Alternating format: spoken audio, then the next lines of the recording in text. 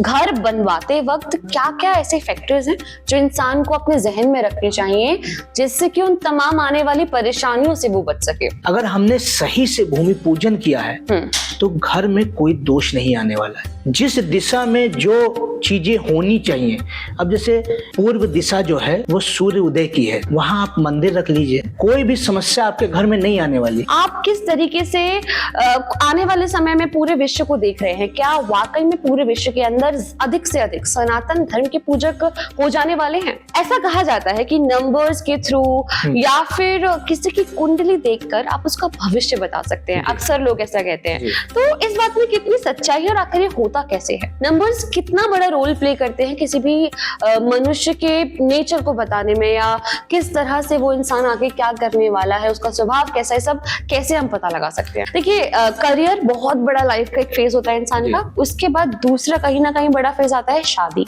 तो ऐसे में दो लोगों की कुंडली मिलना, जो हम गुड़ मिलवाते हैं, पहले तो बहुत ज्यादा मिलवाया करते थे, आज के समय में क्योंकि प्रेम विवाह बहुत ज्यादा होते हैं, तो ऐसे में इन चीजों को कहीं ना कहीं साइड कर दिया जाता है। क्या ये सही है? देखिए, कहा जाता है कि कोई भी अच्छा कार्य आप शुरू करने जा रहे हैं उससे पहले भी आपको अपनी कुंडली जरूर दिखानी चाहिए। उसकी क्या और कितनी इंपॉर्टेंस है? और जितनी भी यहाँ हमारी सृष्टि में, हमारे विश्व में जितनी भी परंपराएं हैं, जितनी भी संस्कृति हैं, कहीं ना कहीं वो सनातन संस्कृति से ही निकली हैं। उनकी जो जड़ें हैं वो मतलब सनातन संस्कृति ही है। देखिए, ये भविष्य बताना और या किसी के जीवन के दो चार बातें बता देना, ये बहुत अंश मात्र चीजें हैं। अगर हम इसकी व्याख्या करें, वेदों के जो अंग हैं, 6 अंग हैं, उसमें जो छठा अंग है वो ज्योतिष है।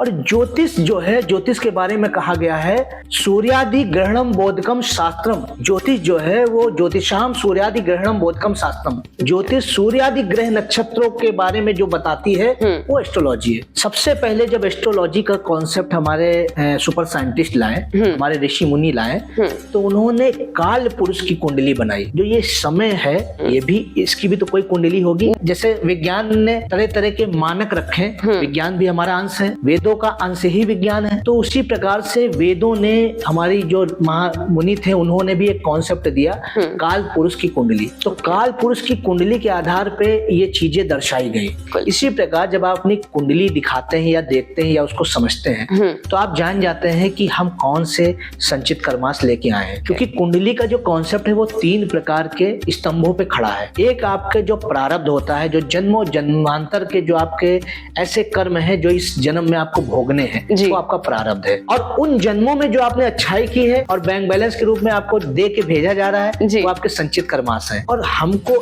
इस जन्म में जिन कर्मों के लिए स्वतंत्र छोड़ा गया है वो हमारे क्रियामाण है। अब आप कर ये सकते हैं कि मानिए भाई प्रेम विवाह है, हृदय में स्थान भी देना है, हमने कमिट किया है, कमिटमेंट हमने किया है, तो ये ना सोचे कि आपके गुण नहीं मिल रहे हैं तो आप शादी ना करें। आप गुण मिलान में जो दोष उत्पन्न हुए हैं उन दोष का उपाय कर ले, उसका उपचार कर ले। कोई भी ग्रह हमारे लिए खराब नहीं होता, लेकिन राहु, शनि, केतु, इनकी जब बात की जाए तो लोगों को अक्सर डर लगाता है कि शिट, शनि भारी है या राहु केतु आज इस डायरेक्शन में है या हमारे लिए अभी ठीक नहीं चल रहे हैं।